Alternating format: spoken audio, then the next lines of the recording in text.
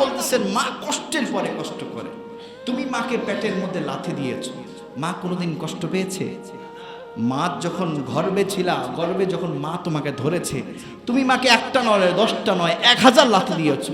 মা কোনোদিন কাহারো কাছে বলে নাই আমার ছেলেটা বড়ই দুষ্ট, এই বাচ্চাটা পেটে থাকতে আমার কত লাথি দিয়েছে। মা কোনোদিন বলছে না, বরঞ্চ মা এটা ফিল করেছে যে আমার ছেলে নাড়াচাড়া করছে, আমার ছেলের দম আছে, আমার ছেলে আমাকে যতই কষ্ট দেখ, আমার ছেলের জন্য আমি সব কিছু উৎসর্গ করতে পারি। মা আমাকে লাথি দিয়েছে, সন্তান আমাকে লাথি দিয়েছে, মা সেটা সাদরে গ্রহণ করেছে, মা সেটা ফিল করার চেষ্টা করেছে, বাবাকে বলেছে দেখো দেখো তোমার ছেলে কিছু বলতে চাইছে। এইভাবে আপনি একটা নয়, 10টা নয়, 1000টা মাকে লাথি দিয়েছেন। মা কোনোদিন কিচ্ছু বলে নাই, কাহারো কাছে কিচ্ছু বলে নাই। মা বরঞ্চ আল্লাহর কাছে দোয়া করেছে, আল্লাহ আল্লাহ আমার ছেলেকে দুনিয়ায় আসা পর্যন্ত বাঁচিয়ে রাখি। একজন মাকে যদি জিজ্ঞেস করা হয় যে মা আপনার দুনিয়াতে জীবনের সবচাইতে কষ্টের সময় কোনটা, তখন মা বলবে আমার দুনিয়াতে সবচাইতে কষ্টের সময় হচ্ছে আমার সন্তানকে যে আমি দুনিয়াতে আনছি, দুনিয়ার মধ্যে এর চাইতে কষ্টের আর কিছু নাই। আমার রেহেম দিয়ে যখন সন্তান বের হয়েছে, এর চাইতে কষ্টের আর কিছু নাই। দুনিয়াতে সবচাইতে কষ্টের বিষয় এইটা যে সন্তানকে দুনিয়াতে প্রসব করা। মাকে যদি আবার জিজ্ঞেস করো মা মা তোমার সবচাইতে দুনিয়াতে সুখের সময় কোনটা, মা বলে যে যখন আমার সন্তান দুনিয়াতে আসছি, আমি যখন আমার সন্তানের কান্না শুনেছি, আমার সন্তানকে দেখেছি, দুনিয়াতে আমার জন্য সবচাইতে সুখের সময়।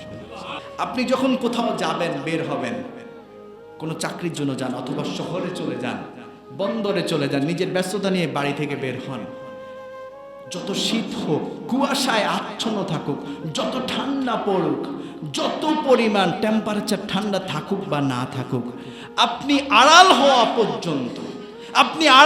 পর্যন্ত মায়ের চোখ থেকে সরা পর্যন্ত দেখবেন মা দাঁড়িয়ে আছে।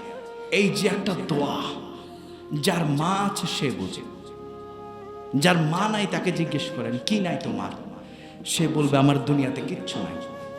যদি প্রকৃত সন্তান হয়, যদি নেককার সন্তান হয়, সে বলবে আমার কিচ্ছু নাই।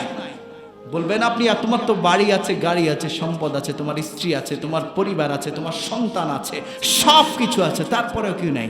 বলে আমার সব কিছু তুচ্ছ। আল্লাহ যদি আমার মাকে ফিরিয়ে দিত, আল্লাহ যদি আমার মায়ের হায়াতের মধ্যে আরো বারাকা দিত, মা যদি আমার কাছে বেঁচে থাকতো, মা যদি আমার পাশে থাকতো, আমার কিচ্ছুর প্রয়োজন নেই।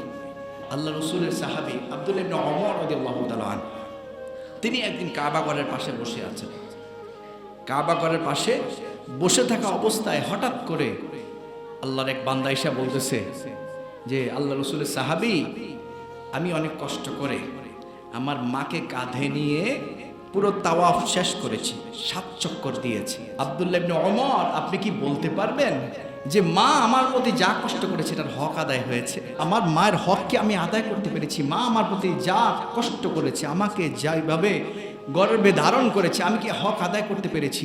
আমি সব সময় আমার মায়ের কাছে উটের মতো থাকি। উট যেভাবে তার মালিককে তোলার জন্য সব সময় পিঠকে নামিয়ে দেয়, যেহেতু উটের উপরে উট খাড়া অবস্থায় উঠতে পারবে না, উট যখন বসে তারপরে মালিক উঠে, আমি সব সময় আমার মায়ের কাছে সেই রকম।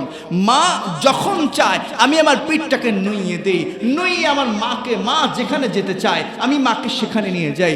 ও আল্লাহ রসুলের সাহাবী, আপনি কি বলতে পারবেন যে হককে আদায় করতে পেরেছি?